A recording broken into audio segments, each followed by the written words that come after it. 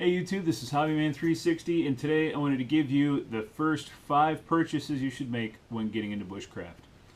Now I know this video is probably going to be controversial because everybody's going to have their own opinion. This is mine, and if I could go back and start over, this would be the first 5 essentially major purchases into bushcraft, just to eliminate a lot of the stuff that I have that I don't use because I made rash decisions, or I started out with a little bit too budget in my bushcraft kit. So to start out with, I would go with a Mora Companion. A Mora Companion will serve you better than a belt knife if you add some additional tools to your kit right off the bat. You don't need to have a $70 to $400 bushcraft belt knife to basically get out into the woods.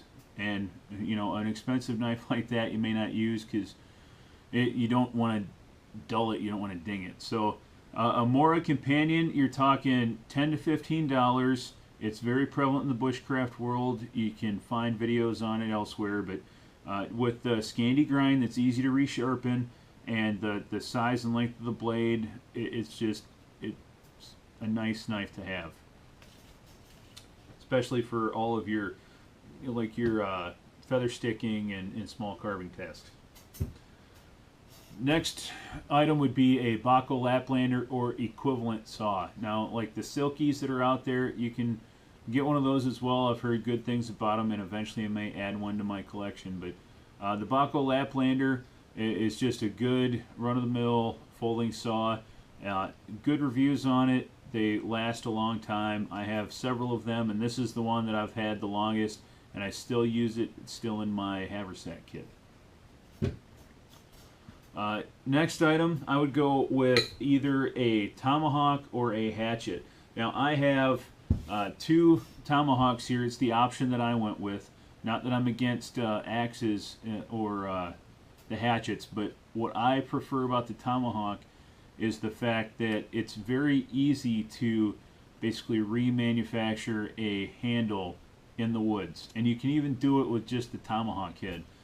This one here, it's my original Tomahawk that I purchased. It's a cold steel Tomahawk that I basically, just as an experiment, took it out and manufactured a handle with just the Tomahawk head itself, and it worked just fine.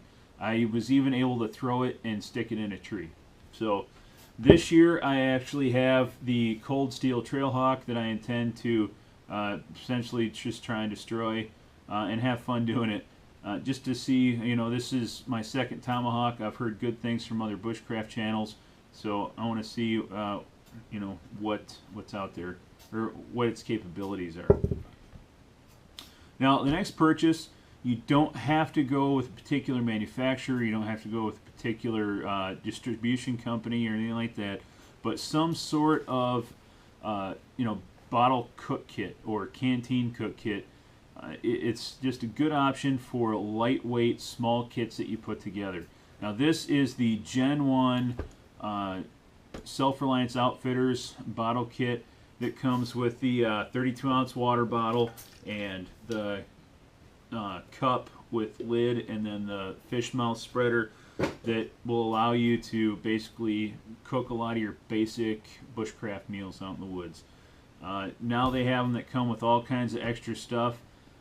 This one did not come with all the nice stuff, but definitely worth a purchase. You don't have to, like I said, you don't have to get this one.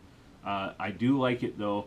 A lot of the stuff that they have is nice, but even if you just get the shell from Condor, and you get a 40-ounce bottle from Clean Canteen, and just one of the simple nesting cups from Walmart, that'll do a pretty good job of what you need it to. But I like the kits just because it all comes together. Plus you get like a ferrocerium rod and a spork in there too. So now, last, you don't necessarily have to go with a haversack, but if me personally, I would go with the haversack kit.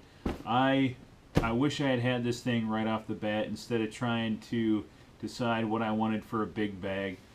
Most bushcrafters they may start out having a ton of stuff, and then eventually they whittle it down. Some start off with a little, and they end up having way too much. I was one of those people that I carried way too much right off the bat, and having a haversack, I think, would have helped me to manage the amount of stuff that I take out to the woods. For a day trip, especially when you're just getting into bushcraft and you're not spending, you're not doing an overnighter necessarily, and you're just going out to, a couple hours, work on a skill like just starting a fire with flint and steel or ferrocenium rod or doing a bow drill. A haversack is a nice little kit to have. So these are my 5 items that I wish, like I said, if I could go back and start over, these would have been the first things that I purchased. Let me know in the comment section down below what your 5 items might be for your first purchases. Things that you found that that maybe you didn't like about something and wished you'd gone with something else. So anyway, I hope you liked the video. Please like and subscribe, and I will see you in the next video.